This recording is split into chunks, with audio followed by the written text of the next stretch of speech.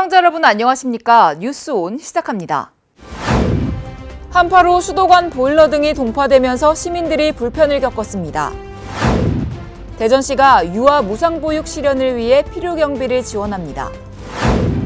경상북도가 세계 원예센터 한국사무소를 상주에 설립했습니다. 올해 광주 전남에서는 풍성한 문화관광 행사가 펼쳐집니다. 광주광역시 복합쇼핑몰 유치 사업이 속도감 있게 진행됩니다. 갑작스런 한파로 광주 전남 지역 곳곳에서 사고가 잇따랐습니다. 특히 역대급 추위로 인해 수도관이나 보일러가 동파되면서 많은 지역민들이 불편을 겪었습니다. 주택 외부에 설치된 보일러에서 물이 쏟아져 나옵니다. 역대급 한파에 보일러 배관이 동파된 겁니다. 수도 배관 역시 꽁꽁 얼어붙어 주방과 화장실엔 수돗물 공급이 모두 끊겼습니다. 아이고, 보일러가 터져버려갖고 불도 못 대고 이러고 있네요. 계속 춥다는데 어떻게 해야 될까요? 좀처럼 수그러들지 않는 추위에 수도 계량기 유리도 산산조각 났습니다. 미지근한 물로 이제 서서히 녹인 후에 점차 따뜻한 물로 녹여야 되고요. 이제 토치나 헤어드라이기 등 화기를 이용할 경우에는 화재 발생과 계량기 파손 위험이 있고 50도 이상 뜨거운 물을 사용하면 계량기가 고장날 수 있는 위험이 있으니 주의해 주시기 바랍니다. 크고 작은 사고도 잇따랐습니다. 목포시 오감동의 한 오피스텔 5층에서도 불이 나 입주민 한 명이 얼굴에 심한 화상을 입고 병원으로 옮겨졌습니다. 입주민 6명은 화재 속에서 빠져나오지 못하다가 소방관에 의해 구조돼 인명피해를 모면하기도 했습니다. 어젯밤 무안군 청계면의 한 주택에서도 온열기 사용으로 인한 화재가 발생해 창고 한 동과 차량 한 대가 모두 탔습니다. 이날 또 나주에서는 국도를 달리던 5톤 화물차와 9톤 화물차가 충돌해 한 명이 숨지고 한 명이 다쳤습니다. 설 연휴 지역 민심은 더불어민주당 이재명 대표에 대한 수사와 민생경제가 화두로 떠올랐습니다. 또 국회의원 선거를 1년 앞두고 선거구 문제에 대한 논의도 뜨거웠습니다. 설 연휴 정치 이슈로 가장 뜨거운 화두는 역시 이재명 대표에 대한 수사였습니다. 오는 28일 두 번째 검찰 출석을 앞두고 검찰의 무리한 수사, 야당 탄압이라는 비판과 함께 민주당이 민생을 등한시하고 대표 수호에만 나서는 것 아니냐는 지적이 이어졌습니다. 내년 총선을 앞둔 시점에서 선거구 획정과 선거제도 개편도 큰 관심거리로 떠올랐습니다. 이런 지역의 민심을 반영해 민주당 광주시당도 당내 공천 문제부터 개헌까지 지역민들의 뜻을 모아 정치개혁에 나서기로 했습니다. 공천부터 헌법개까지 폭넓게 시민들이 어떤 생각을 가지고 있느냐, 이 뜻을 좀 정확히 저희들이 헤아려야.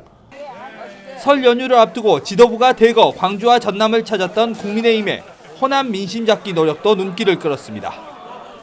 지난해 대선과 지방선거에서 민심 변화의 흐름이 감지된 만큼 국민의힘의 호남 끌어안기 전략이 얼마나 진정성을 갖고 있는지에 대한 갑론을박도 지역민의 설 밥상머리 주제였습니다.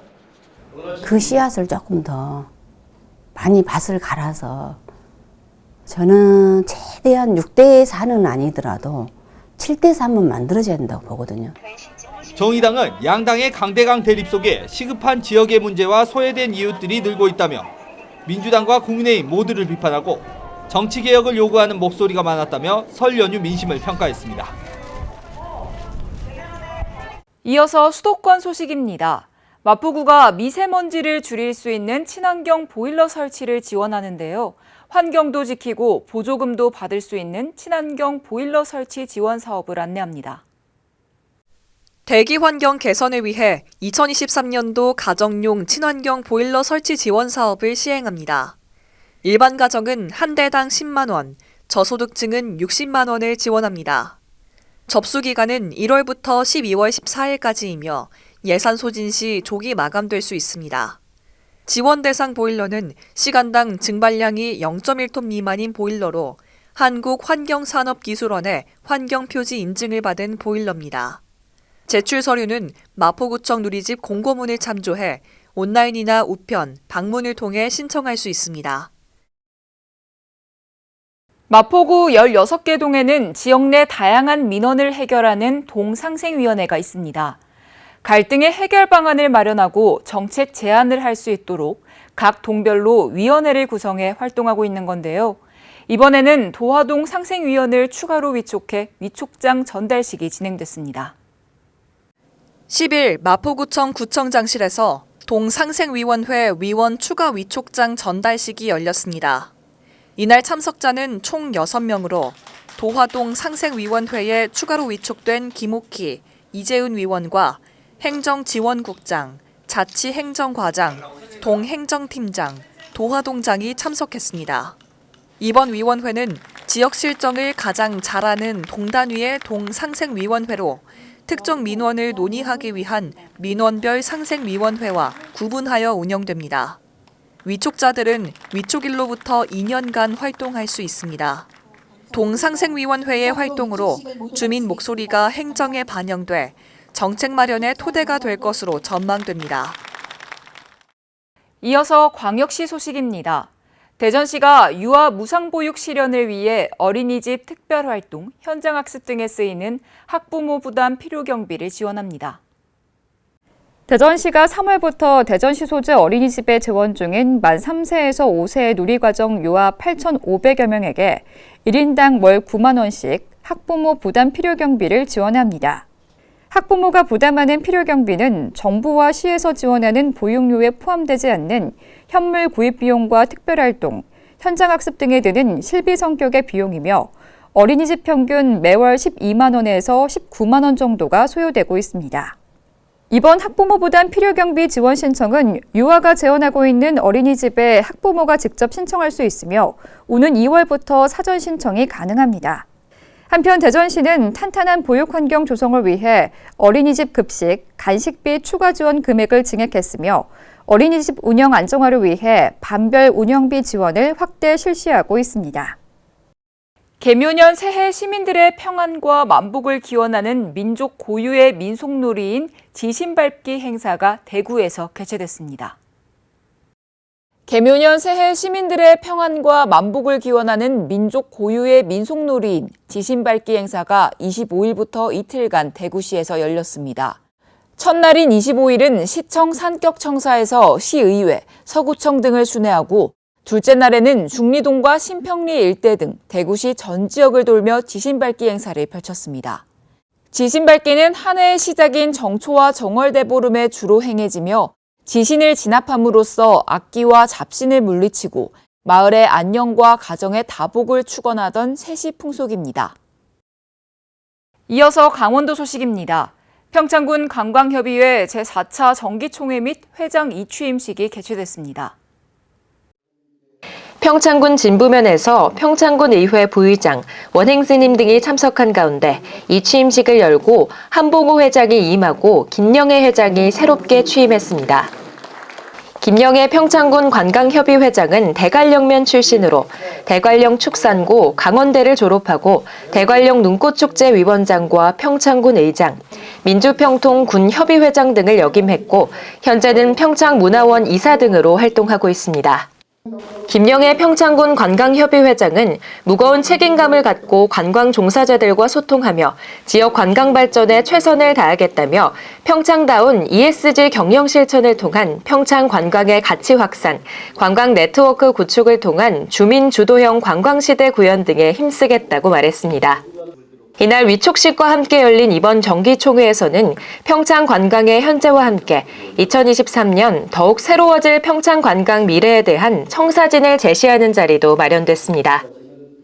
횡성군청 볼링팀 한우스의 황현주, 양수진 선수가 2023 아시아 볼링 선수권 대회 국가대표로 출전해 5인조 금메달을 획득했습니다. 이번 경기는 1월 8일 홍콩에서 개최됐으며 한우스 볼링팀 주장을 맡고 있는 황현주 선수는 개인전에 출전해 동메달을 획득한 바 있습니다. 한우스는 2016년에 창단해 우리나라 여성 볼링 실업팀 중 가장 늦게 창단된 팀으로 매년 2명 이상의 국가대표를 배출하는 등 볼링을 통해 횡성을 알림으로써 홍보대사 역할을 톡톡히 하고 있습니다. 횡성군이 군 소음 피해 지역 거주 주민을 대상으로 보상금 신청을 접수합니다. 군용기 소음 피해 보상금 신청은 1월 16일부터 2월 28일까지 일요일과 설 연휴를 제외한 월요일부터 토요일, 오전 10시부터 오후 5시까지 횡성 실내체육관에서 이뤄집니다.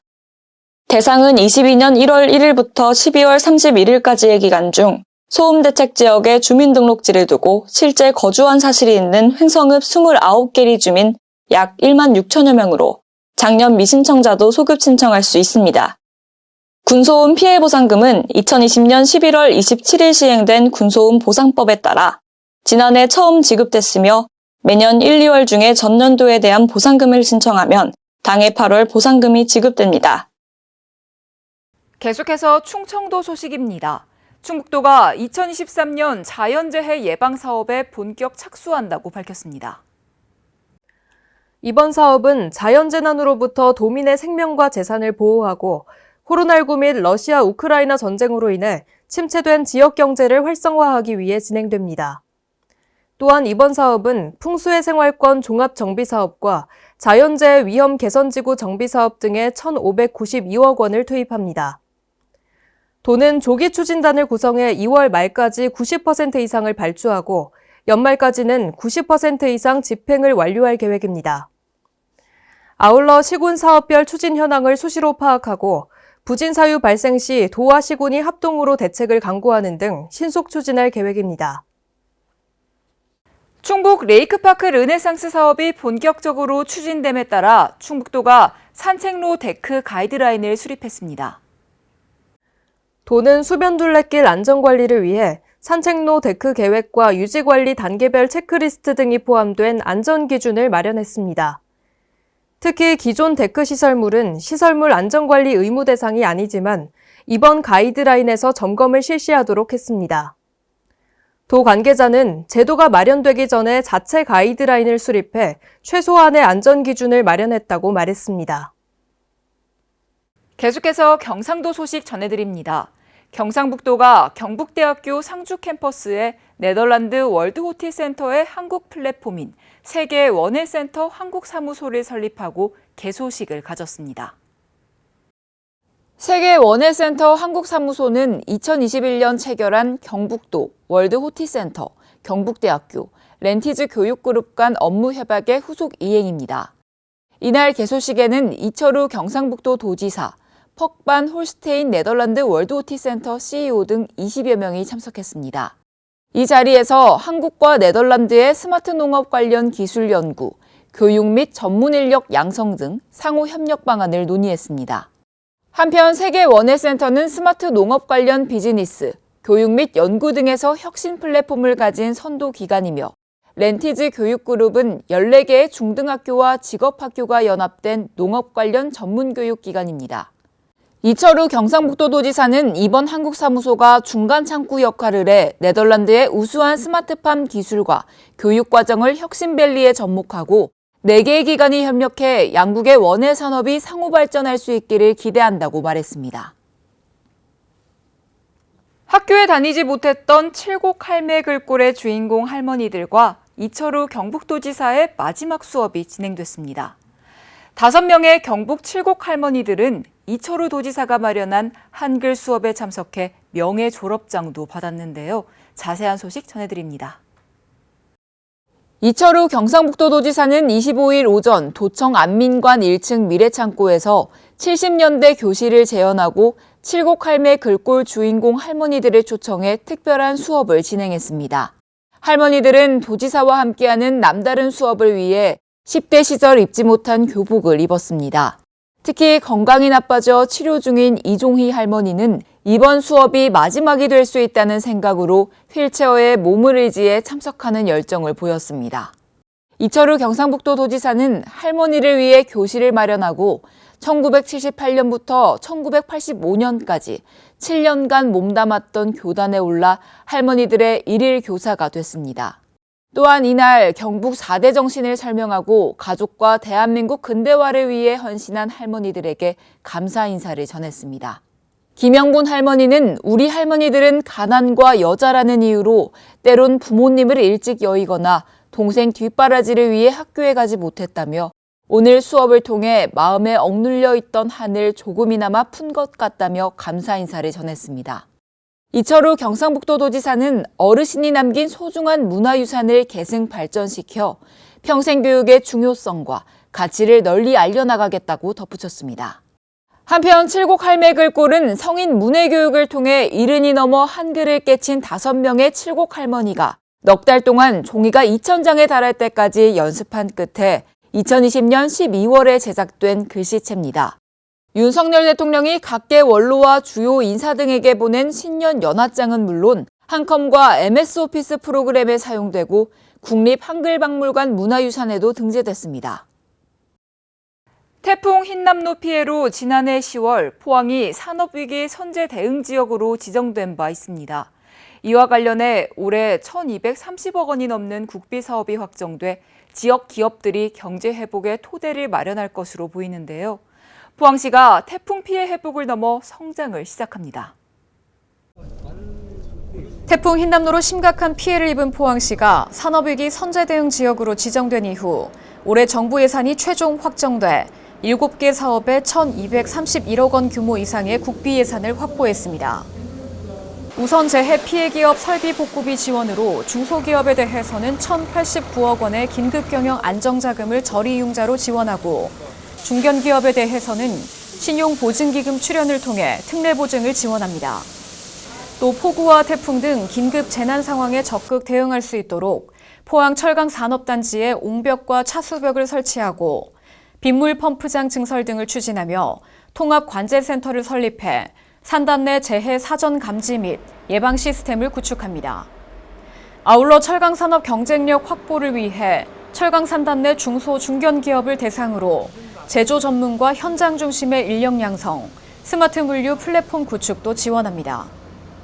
이 밖에도 포항시에 대한 지방 투자 촉진 보조금의 지원 비율이 산업위기 대응 특별지역과 동일 수준으로 조정돼 증액됩니다. 또 태풍 흰남노 피해 금융지원 방안 등에 따라 재해 피해 기업의 금융대출에 대해서는 현행대로 만기를 최대 1년까지 연장하거나 상환을 유예할 수 있도록 할 방침입니다.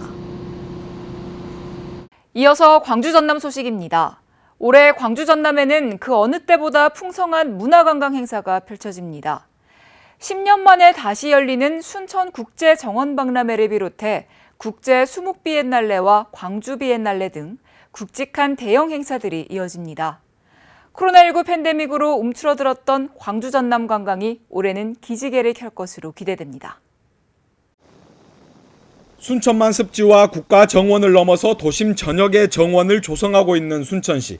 이번 박람회의 목표는 순천 도심 전체를 휴식과 치유의 공간으로 만들어 오감을 충족하는 체류형 관광지로 만드는 것입니다. 4월 1일 순천으로 오십시오. 저희들이 이렇게 도시가 만들 수도 있고 사람이 이렇게 행복하게 살 수도 있구나, 이런 것들을 보여드리겠습니다. 전남에서는 9월에 국제 수묵 비엔날레가, 10월에는 국제 농업 박람회와 전국 체전 등이 이어지며 광주에서는 4월 광주 비엔날레, 9월 디자인 비엔날레 등이 개최됩니다. 지난해부터 올해까지 2년간의 전남 방문의 해 프로젝트를 진행하고 있는 전남에는 지난해 6,200만 명의 관광객이 다녀갔습니다. 올해는 더 다양한 프로그램을 시행합니다. 여름 휴가철에 맞춰 서울 광화문에서 대규모 관광 홍보 행사를 개최하고 전국 1,000만 반려가족을 위한 펫 페스티벌, 해외 관광객 남도 숙박 할인 이벤트 확대 등을 추진합니다. 특히 해외 유명 인플루언서와 아이돌 스타를 홍보에 활용해 젊은 관광객들의 방문을 유도합니다. 국내 위주의 오프라인 일회성 홍보에서 벗어나 팔로워 1,000만 이상인 영국 남자 갓세븐 뱀뱀 등 국내외 유명 인플루언서를 활용해 전남 관광을 홍보할 계획입니다. 코로나19로 인한 사회적 거리두기가 대부분 풀리면서 관광 활성화를 바라는 주민들의 기대감도 큽니다. 호남의 아름다운 구경거리와 맛있는 음식을 먹을 수 있도록 찾아와 주시면 감사하겠습니다.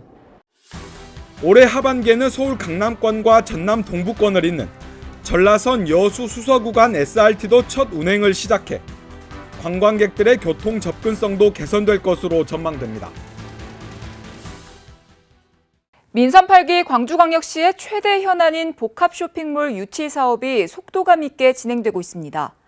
광주시가 현대백화점그룹, 신세계그룹과 복합쇼핑몰 건립을 위한 협상을 본격화하고 있는데요. 상생 방안은 밀리고 특혜 논란까지 제기되면서 우려의 목소리가 나옵니다. 강기정 시장이 6개월 안에 답을 내겠다고 공언한 5+1 현안 중 가장 속도감 있게 진행되고 있는 복합쇼핑몰 유치 사업. 전례 없던 행정협의체까지 꾸려 복합쇼핑몰 투자에 나선 유통업체들에게 원스톱 처리도 약속했습니다. 두 팔 벌린 광주시의 제안에 가장 먼저 화답한 곳은 현대백화점 그룹이었습니다. 옛 전방 1심 방직 부지에 더현대 서울의 성공 DNA를 발전시킨 문화 복합몰 더현대 광주를 만들겠다고 공언했습니다. 더현대 광주를 호남을 넘어 대한민국을 대표하는 넘버원 문화와 쇼핑의 랜드마크 문화 복합몰로 개발하도록 하겠습니다. 신세계그룹도 뛰어들었습니다. 신세계 프라퍼티는 어등산 부지에 스타필드 광주를, 광주 신세계는 백화점 확장 계획을 내놨습니다. 저희 스타필드가 출점하게 되면 지역 활성화 및 신규 상권 창출로 지역사회에 기여합니다. 도시 외곽에 위치하고 있어서 기존 상권과 간섭 없이 신규 상권을 창출하는 효과가 있습니다. 그러나 복합쇼핑몰 사업 제안서 접수를 공식화한 이후 반년 동안 상생 논의는 전무했습니다. 소상공인단체는 당장의 소통기구를 요구했지만 광주시는 유통산업발전법에 근거하겠다는 원론적인 대답만 내놓고 있습니다. 특혜 논란도 끊이지 않고 있습니다. 어등산 부지의 경우 갑자기 민간에 방점을 둔 공모 방식으로 변경하면서 사실상 사업자에게 힘을 실어준 것 아니냐는 목소리도 나옵니다. 복합쇼핑몰 사업의 순항도 중요하지만 이 과정에서 챙기고 설명해야 할 부분을 뭉개고 가는 것 아니냐는 지적입니다. 6개월이라는 기간에 너무 강박관념을 갖고 너무 그 성과를 내려고 하기보다는 놓치는 게 없는지 한 번 더 되돌아볼 필요가 있다. 시간이 조금 걸리더라도 초반에 짚어야 될 지점들은 좀 명확하게 짚고 결국 민간의 수익성은 보장해주되 지역민을 위한 눈에 보이는 공익성을 지켜내는 건 광주시의 몫입니다. 여수시가 국방부와 함께 6.25 참전유공자 무공훈장 찾아주기 캠페인을 실시합니다. 이번 캠페인은 6.25 전쟁 당시 훈장 수여가 결정됐으나 아직 훈장을 받지 못한 무공수훈자 또는 유가족을 찾아 훈장을 전달하기 위한 캠페인입니다. 이에 따라 여수시는 지난해 12월부터 내고장 영웅찾기 홍보 현수막 등 다양한 방법을 활용해 캠페인을 적극적으로 전개하고 있습니다. 고향사랑 기부제를 통한 고향에 대한 따뜻한 손길이 이어지고 있습니다. 고향사랑 기부제는 개인이 거주하는 지역을 제외한 지자체에 연간 500만 원까지 기부할 수 있는 제도로 기부금 10만 원까지는 전액 세액공제 혜택도 받을 수 있습니다. 특히 지역 특산물을 답례품으로 받을 수 있어 고향을 떠나 애양심을 간직해온 시민들의 나눔이 끊이지 않는데요. 고향사랑 기부제는 고향 사랑 이음 시스템과 농협은행을 통해 참여할 수 있습니다. 뉴스 마칩니다. 함께해 주신 여러분 고맙습니다.